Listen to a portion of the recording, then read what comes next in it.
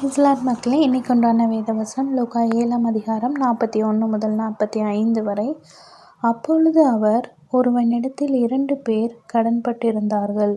ஒருவன் 500 வெள்ளிக்காசும் மற்றவன் 50 வெள்ளிக்காசும் கொடுக்க வேண்டியதாயிருந்தது. கொடுக்க அவர்களுக்கு நிர்வாகமில்லாதபோது இருவருக்கும் கடனை மன்னித்து விட்டான். இப்படி இருக்க அவர்களில் எவன் அவனிடத்தில் அதிக அன்பாயிருப்பான், அதை சொல் என்றார்.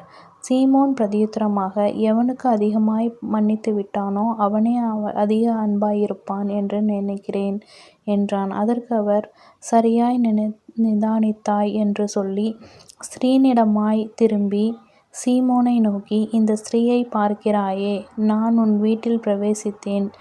நீ என் கால்களுக்கு தண்ணீர் தரவில்லை.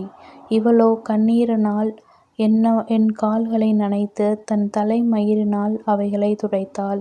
நீ என்னை முத்தம் செய்யவில்லை. இவளோ நான் உட்பிரவேசித்தது முதல் என் பாதங்களை ஓயாமல் முத்தம் செய்தாள்.